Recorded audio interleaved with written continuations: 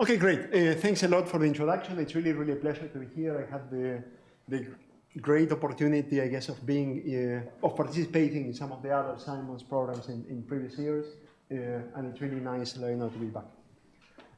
So the audience, I think it's like quite mixed, which is great.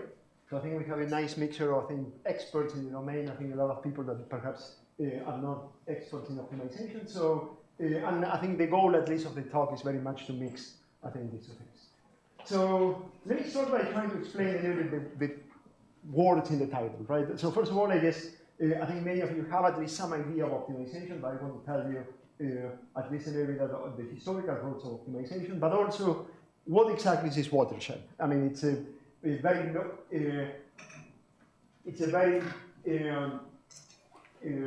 loaded term, and we want to say exactly what are the reasons for choosing this. So what's optimization? I guess in general, I think many of you are familiar with this notion of I have some kind of function in there, and I'm really trying to find the best possible value that I can, right? I try to write as few equations as I can, but the idea is that if you represent perhaps the graph of your function, what you're really trying to find in there is a point where your function achieves a minimum value. And optimization really goes back many, many, many years ago. Actually, one of the earliest, I don't know how many of you are familiar, but one of the earliest problems in optimization is a famous isoperimetric problem, right? Something called Dido's problem that really has to do with the question of what's the maximum surface that you can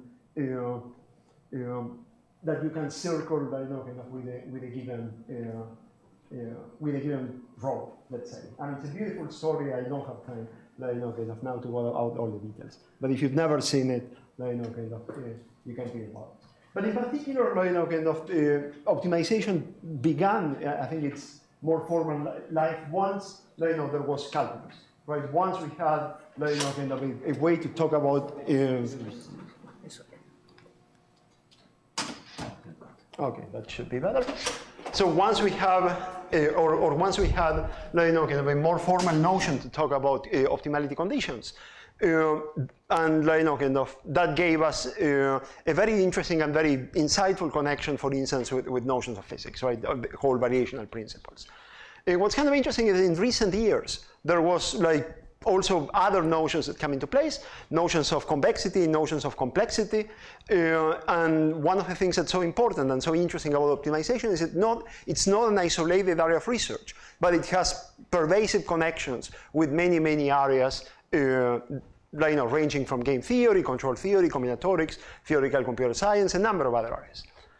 The other thing that's very interesting, I mean, it's not just a mathematical question, but also it's really essential and ubiquitous in a number of scientific and engineering domains, right? So in particular, one of the things that when we teach optimization courses, we always emphasize that there's a whole bunch of industries, industries today, that they just would not be possible, or they would be completely different if they didn't have access to optimization technology. So in particular, if you think about the way that an airline is run, this is actually optimization enters pretty much in every single stage of the pipeline. When you think about how do you design an engine, when you think about how do you simulate using computational fluid dynamics, when you think how do you plan routes, when you think about how do you price, how do you schedule your crew, how do you do maintenance, at all and each one of these steps, somehow optimization enters in the picture. Different flavors of optimization, some may be more continuous, some may be more discrete, but kind of all over the place, these kind of things enter. And the same thing is true when you think about finance and insurance. Every financial product right now, it's essentially the result of some kind of fairly clever combination of optimization and simulation. E-commerce is another example, but really it's a very it's really the source, I guess, of a number of quite interesting industries. So there's a lot of, when I talked about optimization, of course, I draw this cartoon. I'm drawing this cartoon in there of just a function I'm trying to minimize, but of course, all the details, all the difficulty of optimization problems, they come in terms of, how is this function actually described? What is an allowable set of solutions? And all those considerations essentially give rise to a very nice variety, very rich and incredibly rich variety of different classes of optimization problems. So this picture, this optimization tree or optimization taxonomy, for instance, was from the old version of the NEO server, where somehow you're, kind of have this nice classification, depending if you look at continuous problems or discrete problems. By the way, that's exactly the first order distinction in our Simon's program. We're trying to essentially try to bring these two things together. And then, kind of in here, you go in different branches, depending if you do integer, stochastic, constraint, whatever. Right? And much of this or many of these distinctions really arise from starting in the 1950s with the development of linear programming. And one of the things I think researchers in optimization have been doing is really producing more and more classes of optimization problems for which we can understand, for instance, efficient algorithms for solving them. Right, and again, depending if you're more a continuous person, more a discrete person, a convex person, or a non-convex person, you will find somehow something in there that it's likely to be helpful for you. Right, so one can discuss, and in fact people have discussed for a long time, which ones of all those distinctions are perhaps the most essential. And there's a famous quote, I mean, anybody that does optimization knows about kind of this very famous quote of Rockefeller that says, it's coming from this paper on this nice review paper almost 25 years ago about Lagrange multipliers, kind of trying to, or making the point that really this big distinction, the big watershed in optimization, what really determines somehow what flavors of tools you should be using. It's not really about linear problems and non-linear problems, which is very much the traditional mindset, when you think about optimization, but it's really about convexity and non-convexity. So one of the things that I want to explain is that, kind of a little bit why somehow this is a very sensible thing to say. I mean, Rockefeller certainly knew exactly what he was talking about, but also that kind of perhaps kind of this distinction is a little bit less sharp than we think that it may look at the beginning. And similarly, the same is true perhaps for many of these other distinctions. Perhaps kind of we shouldn't really think about continuous and discrete as being totally different from each other. Perhaps there are techniques that we can apply from the continuous to the discrete, and how we can perhaps try to think at least some aspects of all this complexity of optimization problems in some kind of nice and unified way. Right? So again, hopefully we have some idea of what I mean by optimization. So let me try to explain again a little bit what this convexity stuff is. I know that at least half of you are experts on this, but let me at least give you the one slide summary version of what is convexity and why do we care about. And convexity, again, let me ignore equations. I don't care about the equations. It's really a very simple and very natural property of a set. Right? So a set, or the property of a set being convex, is really kind of about if you have 2 points in your set, whether the whole line segment between your points belongs to the set. So something like this, for instance, is nice and convex. If you take any 2 points in the set, the whole line segment between x and y for any x and y is going to be contained in the set.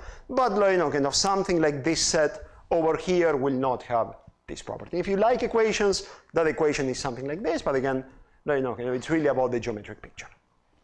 So there's a nice notion of convexity not only for sets, but also for functions. And again, you can write a definition. This is the definition of convexity, where lambda is in 0, 1. But perhaps if you understood the definition for sets, then the definition for functions is exactly the same, where what we ask is at the epigraph, I mean the set of all the function values above the graph of the curve. If this set is convex, then we'll say that the function is convex.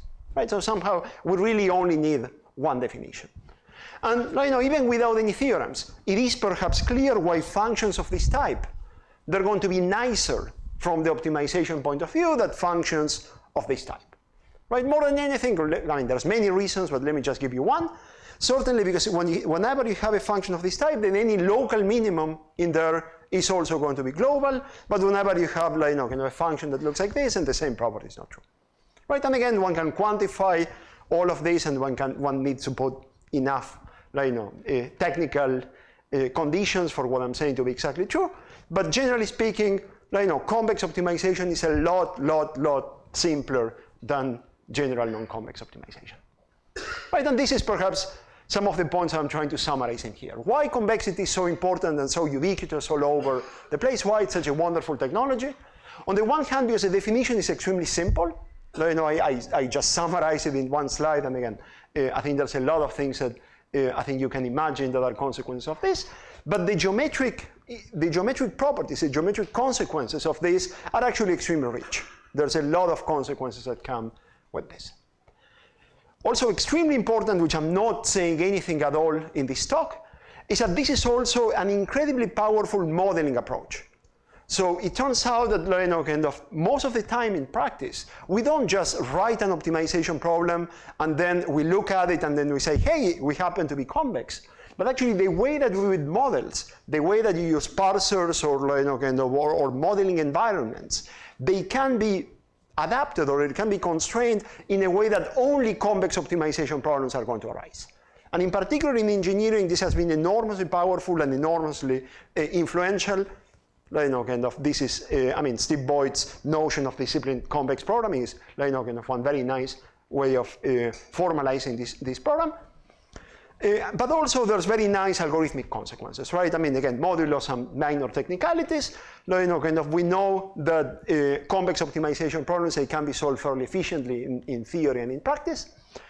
And the other thing, of course, is that there's been a lot of applications of. So somehow, it is really justified this, this notion that convex problems are very special and very useful, and we really want to understand this. It's certainly incredible. But of course, this is a very rough cut, right? Just dividing the world into convex and non-convex, is perhaps a little bit simplifying things too much, because we do know that there's not just one distinction in there, but there's actually a lot of them, right? Depending on who you talk to, they may tell you, oh no, really, the most important difference in the world is that whether things are continuous or things are discrete, including some people in this audience. Some other people will tell you, oh no, what really, really matters is whether things are linear or non-linear. I don't really care about, perhaps, I don't know, convexity or not, but if you have linear programs and or linear underlying functions and everything's nicer, or constrained versus unconstrained. There's a lot of, like I said, of all these possibilities. And in fact, I told you about this nice tree that was in the old NEOS server. The new NEOS server, it actually has a much more complicated taxonomy of all the different kinds of optimization problems. Or you can classify them on whether you're uncertain, deterministic, non-linear, equilibrium problems, second order, all kinds of classifications, right? And all of them are important. There's reasons why I think our optimization community has developed all these different plans. But really, let me be very specific about this. All these distinctions, all these particular problem classes are extremely important. But really what I'm trying to understand, what I'm trying to at least, there's a single idea that I want to communicate today, that really there's quite a bit that we can do, or there's a fairly interesting circle of ideas that we can try to use, while at least for a while, ignoring this distinction, many of these distinctions.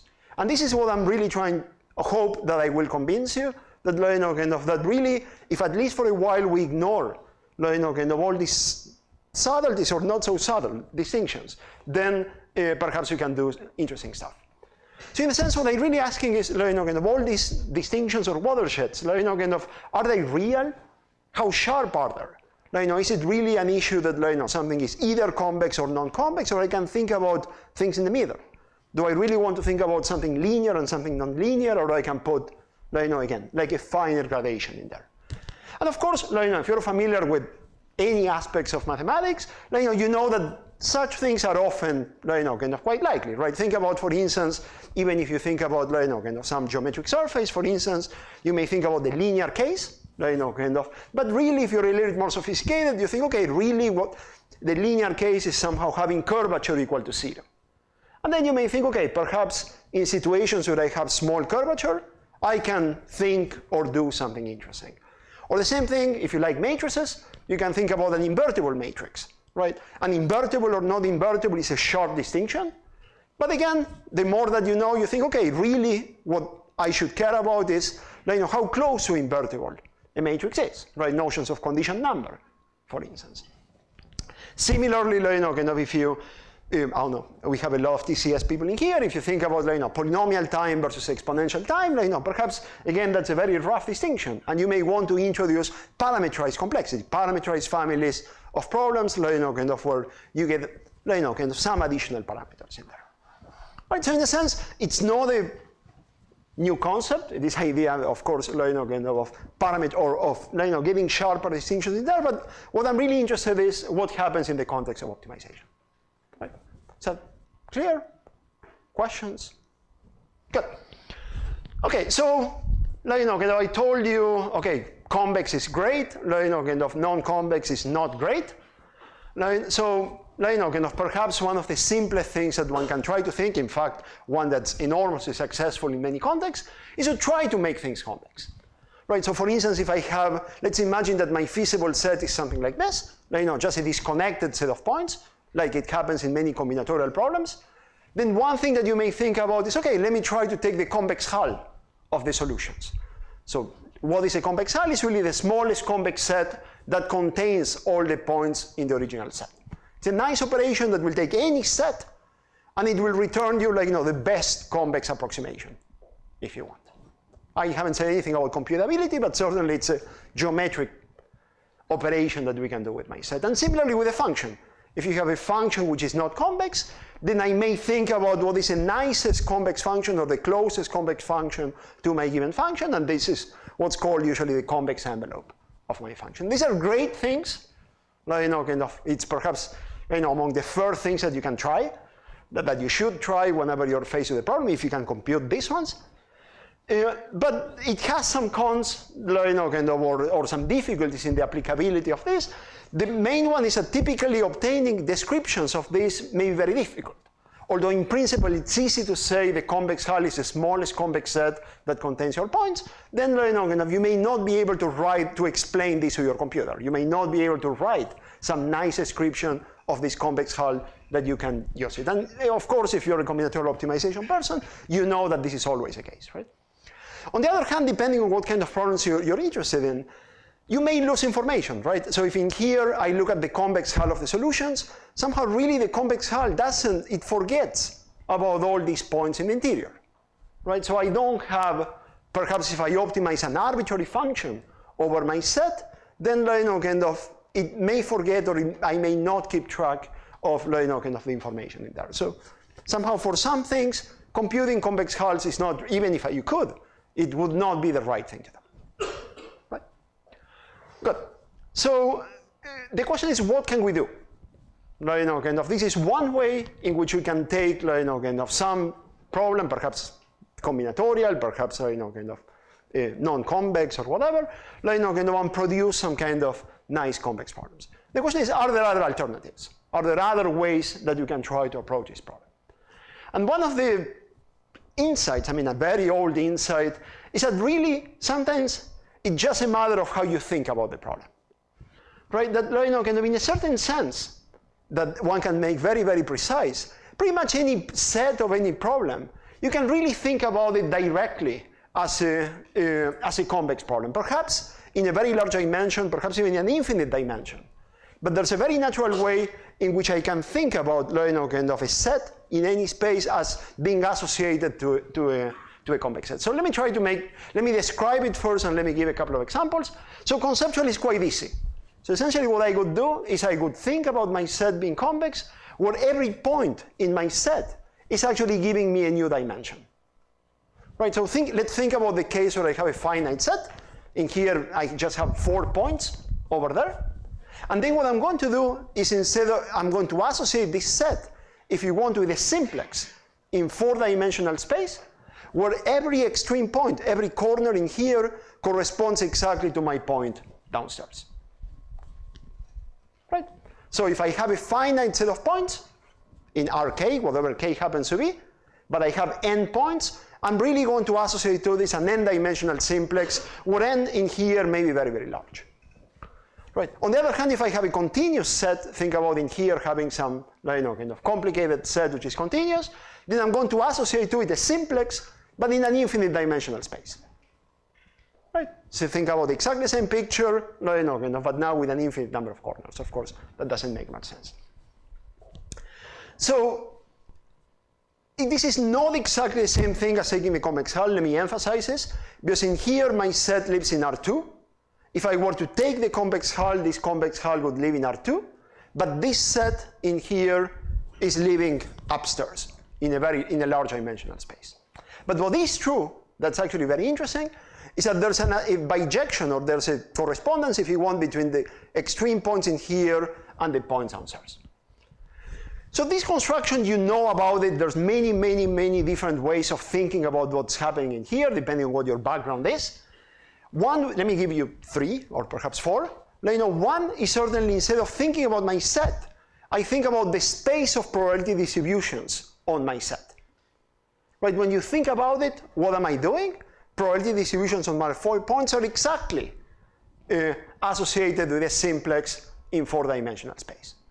If my set is more complicated, then I would have to think about distributions on my set, but the point is that naturally has some nice convexity structure. Right? The same thing is true, if you think about another way of thinking about this, is that you go to a functional space. You're thinking of the space of functions on your set, and again, there's going to be some natural linear structure in there, or convex structure in there.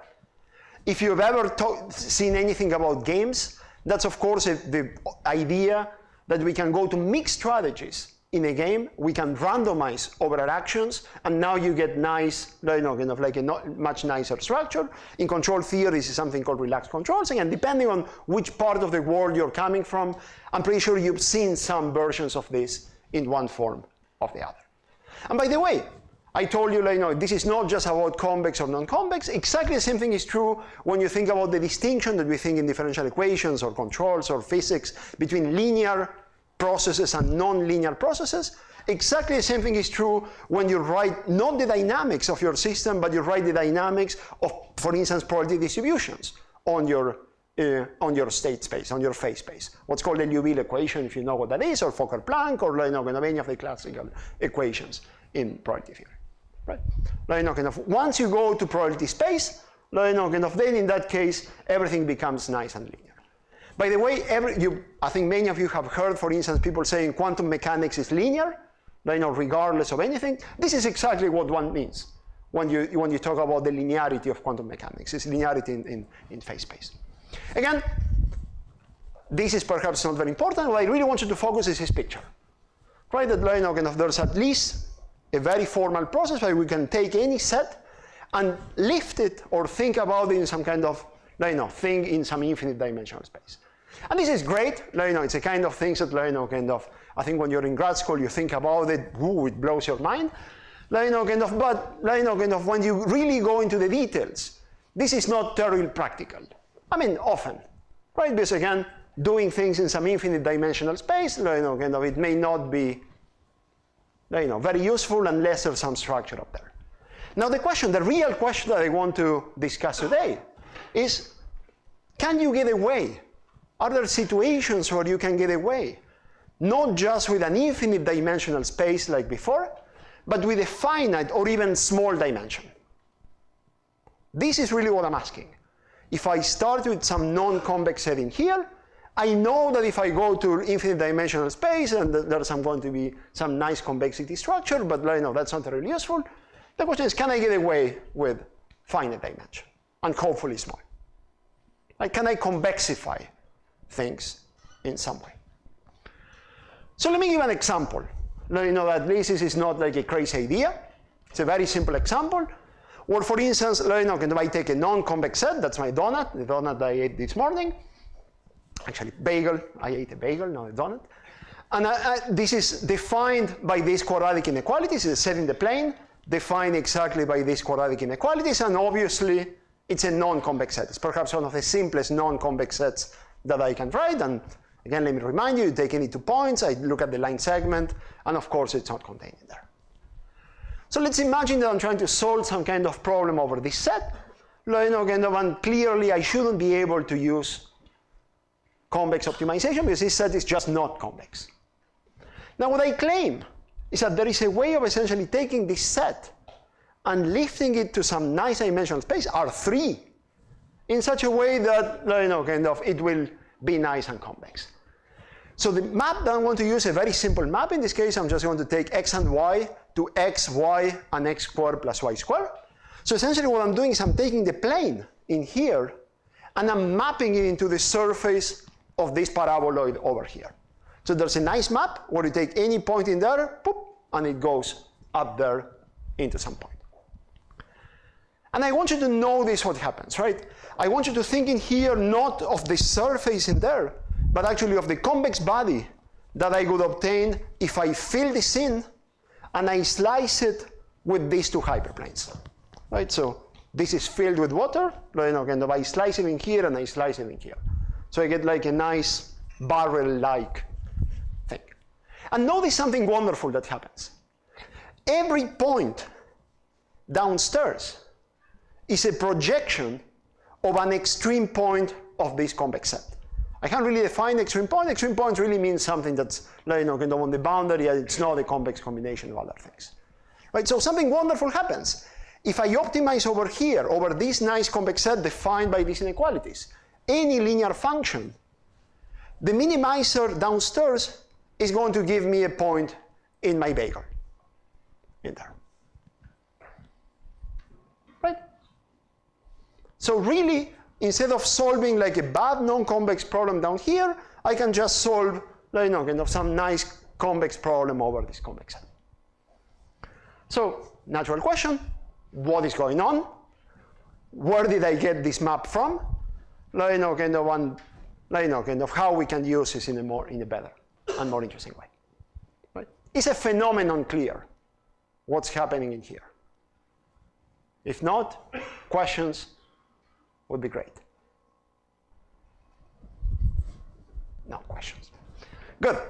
Okay, so really, kind of what I'm talking about, I told you before that kind of we start with an arbitrary set down there, and there's always a way of producing this kind of thing up in kind of in ideal infinite dimensional space, whatever, kind of where everything is nice and wonderful, but we're never going to get there. Right, so the question is that, are there things that you can do in the middle? In there, can you produce somehow not just finite dimensional, but hopefully small mappings in there with this property? So in particular, what we want to understand and develop are systematic and efficient ways of doing this. In here, this construction was extremely ad hoc. I just wrote this. But the question is, again, kind of how could one go and write this in a more systematic way without going all the way to infinity? And there's a technology for this, something called hierarchies of relaxations. What I really want to do is to at least explain the basic ideas of why such things are even possible. Yep.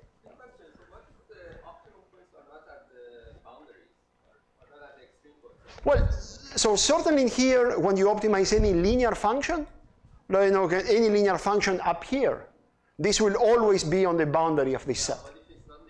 So the point is, remember that I really want to optimize some function in here. So the point is, you can rewrite any nonlinear function in here as a linear function up here. Again, in this case, there are some restrictions, but in the general setting, any function that you would write in here, it will become a linear function in this space. Yeah, it's a great question. Good. So, okay, I mentioned the word hierarchies, kind of in the academic field or whatever, there's lots of hierarchies, depending on who you are, kind of, you may worry about, comparisons between different academic fields, or, anyway, kind of, there's a lot of interesting things about this. But what this is, I mean, of course, hierarchies have a very, very long history in optimization, right? Kind of, this is not somehow a new notion in different forms, although there's a lot of somehow things that we understand, I think, a lot better. There are very classical constructions in integer programming, when you start with integer programs and you produce families of linear programs that will have essentially these kind of features. But in particular, what I want to focus on is perhaps, I think it's fair to say this, one of the most powerful ways that we have of producing these kind of hierarchies that really are based on these notions of sum of squares. And I'll try to explain a little bit why something like this will appear in here, and also why somehow this is all going to rely on something called semi-definite programming, right? Which is a very interesting class of convex problems. So I'll explain, I'll come back exactly from this. But again, at the high level, and there's many different ways of interpreting, what we're really trying to do is to produce a parameterized family, just like in here, of approximations to my convex body, perhaps in higher and higher dimensional spaces. So I mentioned in here this funny word, semi-definite programs or semi-definite programming. Let me at least give a picture. I think if you've never seen semi-definite programming, it may help at least to get into the right class. If you've seen semi-definite programming, if you know what semi-definite programming is, then I think this geometric picture may actually help you also. So what is a semi-definite program? It's a very, very nice generalization of this class of problems called linear programs, which are essentially optimization problems that are defined over polyhedral sets with finite remaining inequalities, to the case where the feasible set is now the intersection of a subspace and the cone of positive semi-definite matrices. So these are symmetric matrices, which are positive semi-definite, that is Sn plus, and I'm intersecting this set with a subspace. And what I'm trying to do is to optimize a linear function over that intersection. This looks like a crazy thing to do, but it turns out that it's a wonderful and incredibly powerful family of convex optimization problems. Let me just make a couple of observations. First of all, this includes linear programming as a very particular case, when you restrict to the case of just diagonal matrices, right? The diagonal matrix is positive semi-definite only if all the elements are not negative.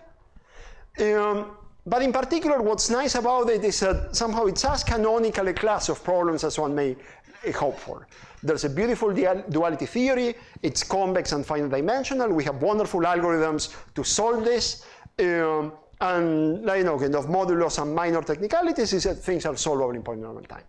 So this is an underlying, I'm really going to use this kind of as a black box, but there's a lot of, an incredibly variety of problems, across, engineering and science and math and whatever, that are reducible to this form, even though in principle they may look nothing like this.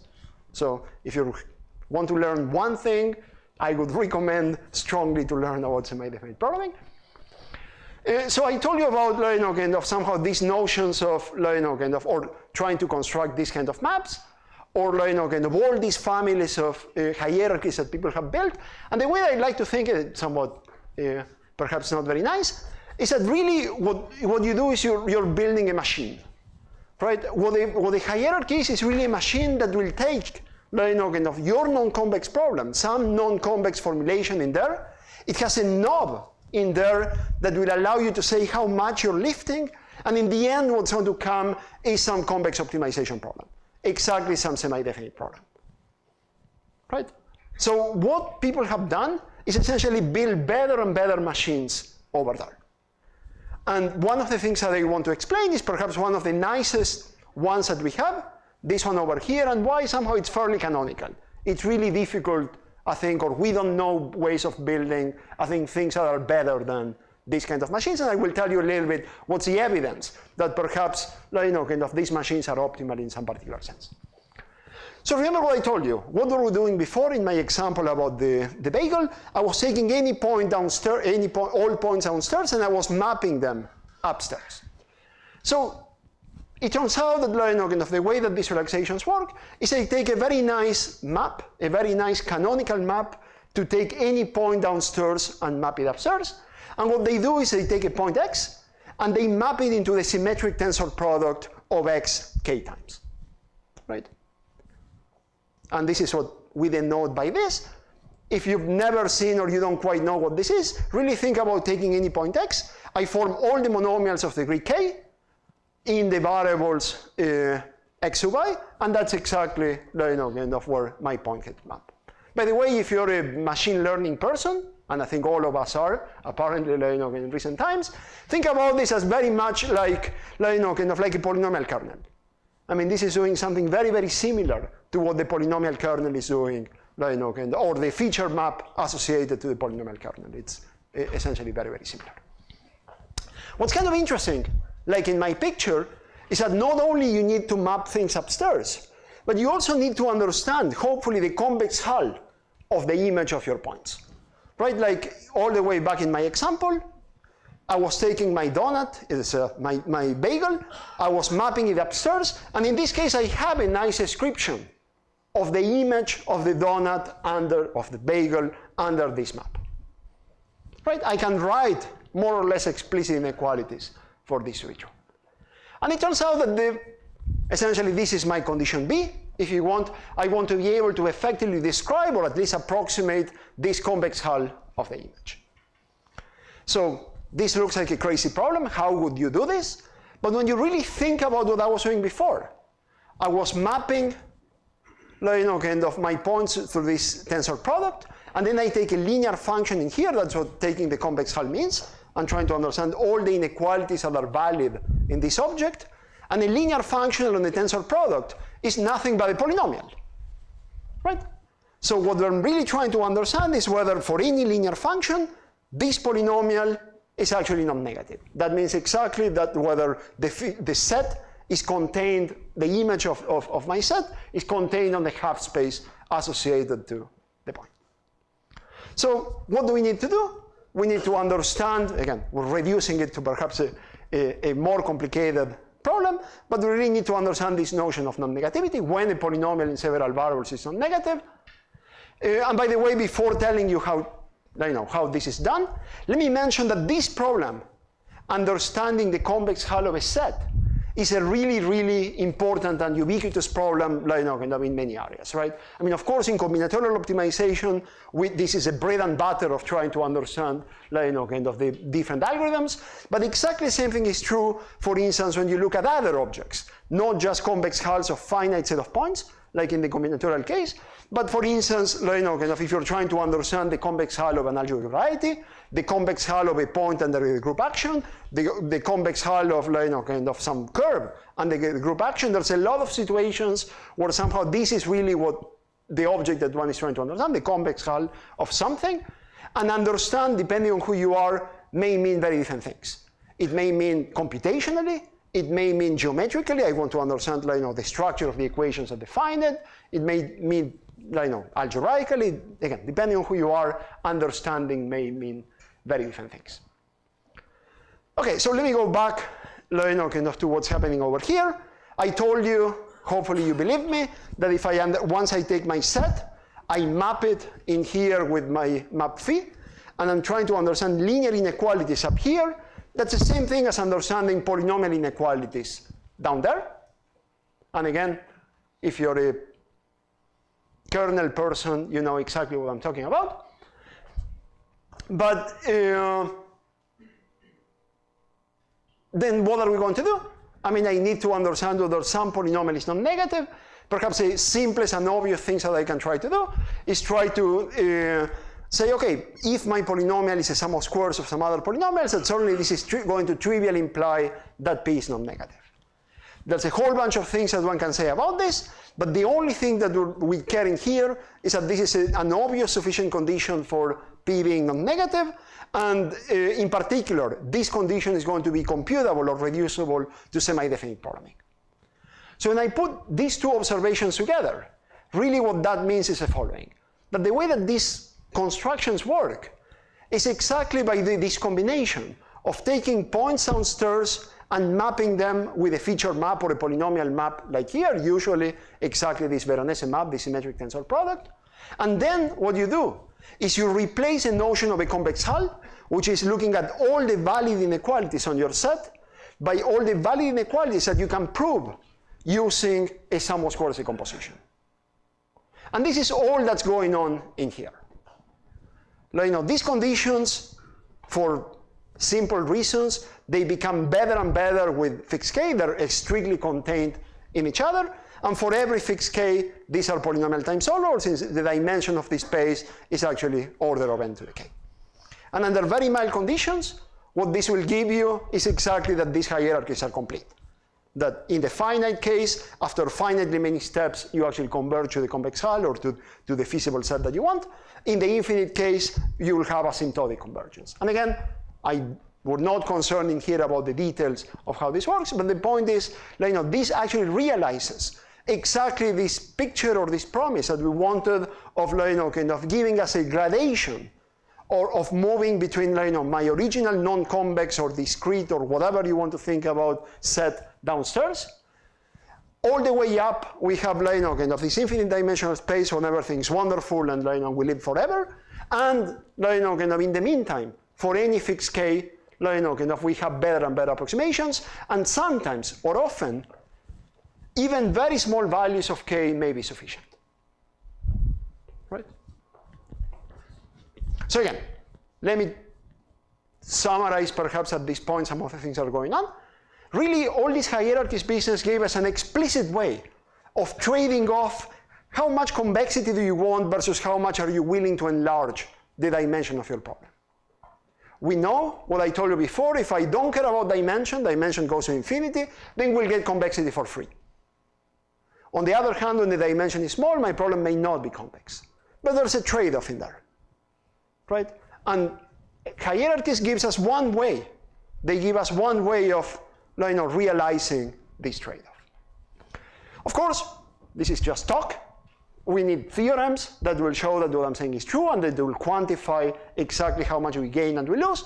And this is absolutely possible to do. We've done it, people have done this, but the results may depend on specific problem classes. Right? For some problem classes, this is great, you gain a lot. For some other problem classes, it seems that you don't gain a lot, but on the other hand, we don't know anything that does it any better. And this is the other point that I want to emphasize, because sometimes it's a little bit confusing, that when we, again, I gave you before like this list of, kind of, I think, 6 or 7 hierarchies or hierarchy machines that people have developed.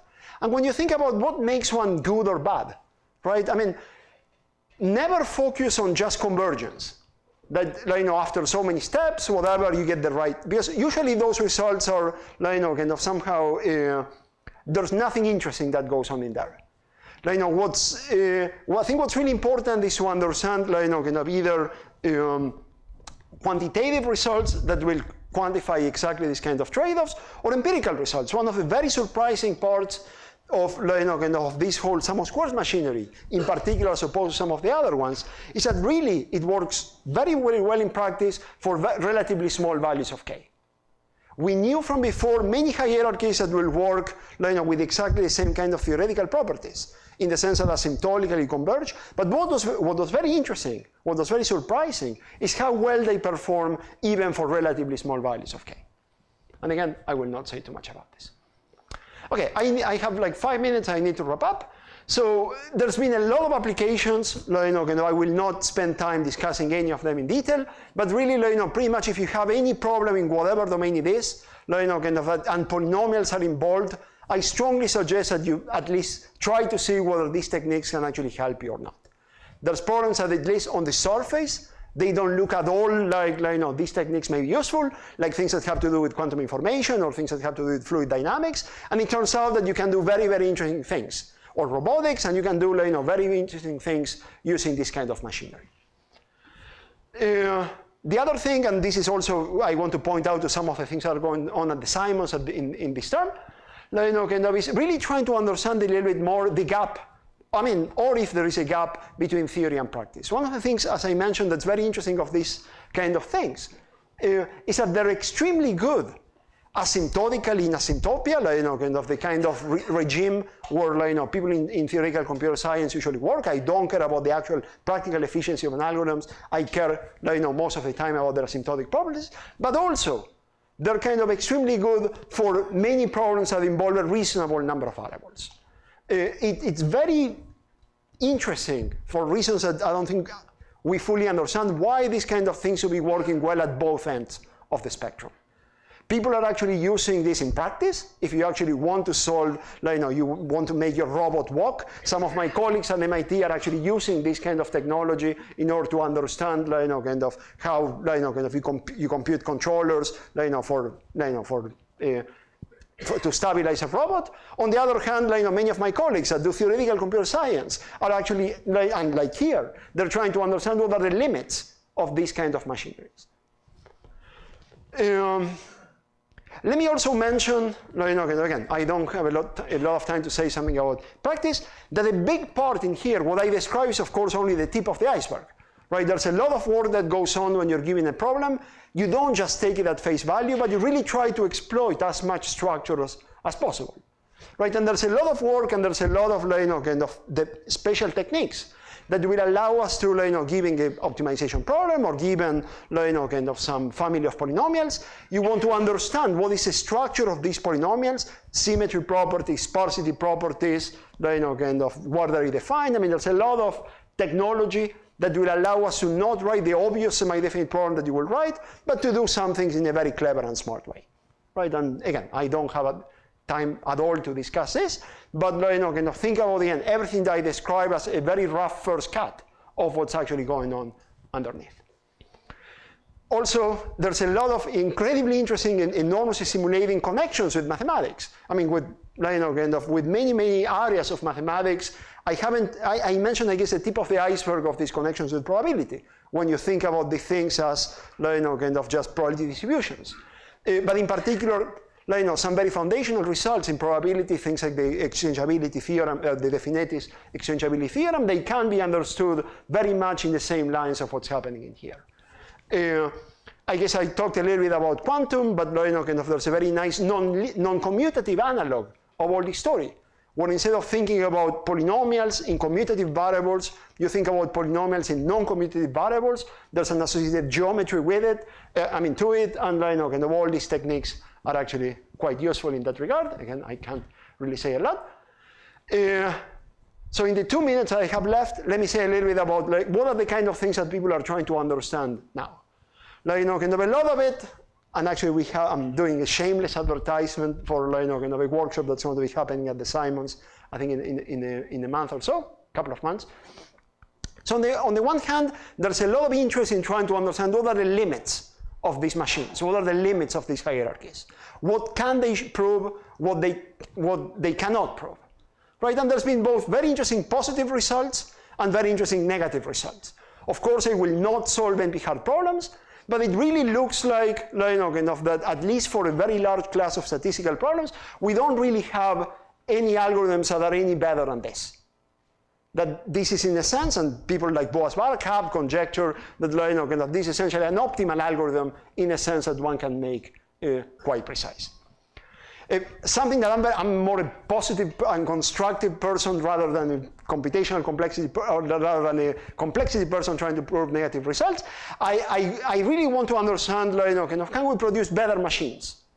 Are there, of course, very enormously interesting results will tell us that at least in some generality, there's no better machines. But for particular problems, we can do things better. Kind of, and again, I don't have time to discuss this, but if you come to the workshop, you may hear a little bit about it. On the practical side, like I said, this is absolutely wonderful when it works. The real problem in practice is that these SCPs get very big very quickly. If you have any experience with semi-definite programming, you know that solving large semi-definite programs is complicated, not so much because they take a long time, but really because of memory issues. And one of the things that people are trying to understand on the algorithmic side, much of work, again, by people here at the Simons, is trying to understand algorithms that perhaps achieve the same kind of guarantees in some situations, but they're cheaper to run in a particular sense. And an example are these nice spectral algorithms. Or perhaps the idea would be to still solve these semi-definite programs and give up convexity, kind of try to do something perhaps quick and dirty. And kind of, I think it will be very interesting if somehow this program will succeed. And I think one of the things that, again, at least I'm particularly interested, is that kind of whether we can get algorithms that are, I think, better than the great technology that we have based on interior points, but at the same time they're still practical. I mean, they don't just work in the asymptotic limit. My second and last shameless advertising, if you want to know about all this stuff, there's a nice book that we co-edited with Greg and Rika. You can get it, you can just download it. I'm not selling anything, kind of, and yeah, so you can just go there, kind of, and I think that's it. Thanks for your attention.